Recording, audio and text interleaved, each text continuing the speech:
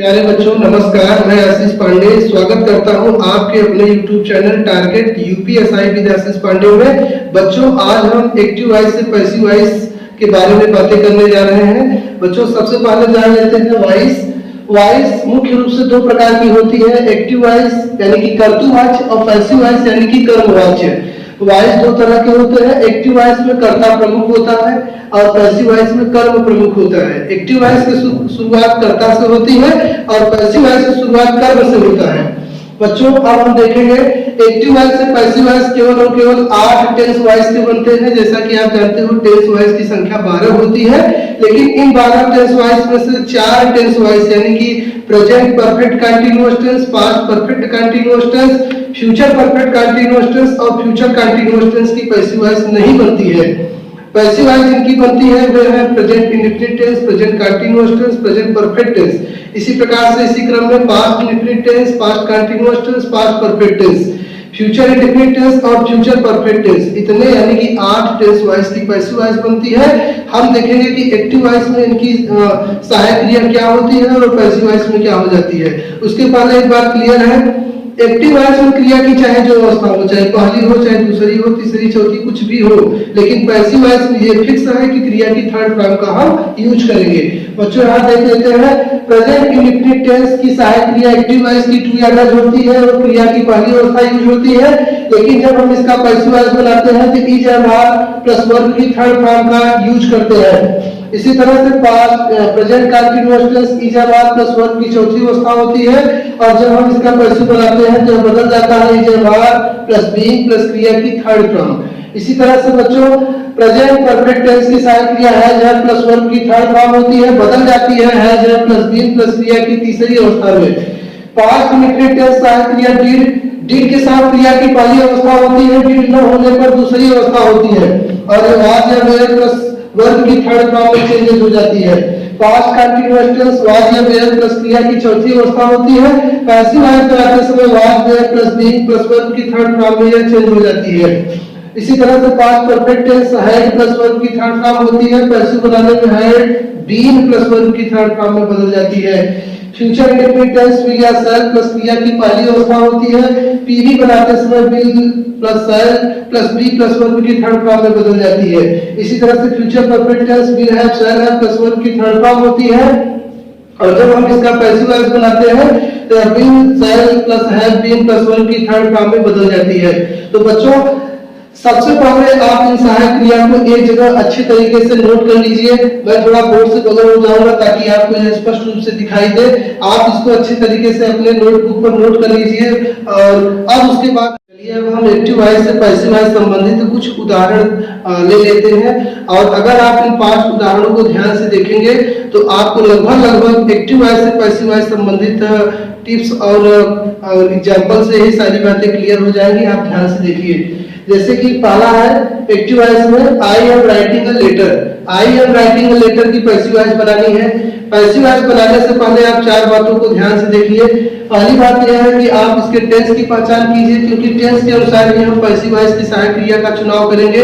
दूसरी बात यह है कि आप इसमें ऑब्जेक्ट की पहचान करिए क्योंकि इसका एक नियम है कि एक्टिव वॉइस का ऑब्जेक्ट पैसिव वॉइस में सब्जेक्ट की जगह पर जाता है और इसका जो सब्जेक्ट है वाई लगाकर ऑब्जेक्ट के स्थान पर आता है और यह प्रक्रिया कुछ इस तरह से होती है। अगर हम बात करें एक्टिव वॉइस से पैसिव वॉइस बनाने में तो बच्चों अगर एक्टिव वॉइस में कर्ता आई है तो पैसिव वॉइस में आई का हो जाता है बाय मी। इसी तरह से अगर वी है तो वी का हो जाता है बाय अस। इसी तरह से यू अगर हो तो यू का हो जाता है बाय यू, यू का bye you.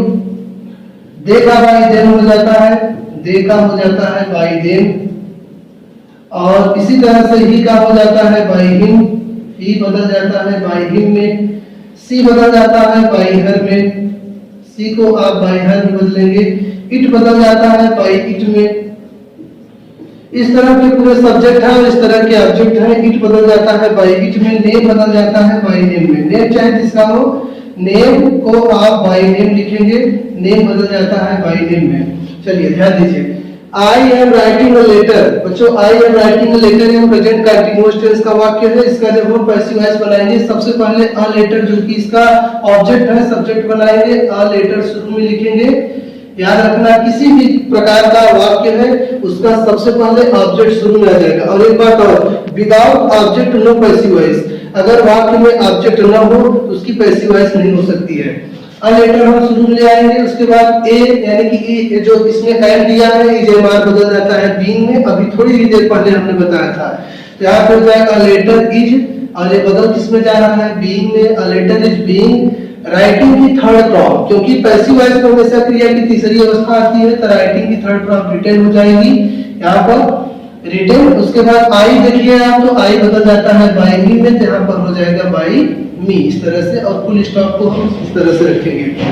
C gives me a pen, C gives me a pen का अगर हम पैसिव वॉइस करें तो सबसे पहले अ पेन आ जाएगा शुरू में, अ पेन शुरू में आ जाएगा। और यहाँ पे आप अगर ध्यान से देखें तो गिव्स दिया है जो कि प्रेजेंट इंडेफिनिट टेंस को बताता है, क्योंकि हमें क्रिया में एस या एस लगा है। अगर हम इसकी पैसिव बनाएंगे तो आपको याद रखना है कि अ पेन के साथ इज लग जाएगा, अ पेन इज गिव्स की थर्ड फॉर्म गिवन हो जाएगी गिवन।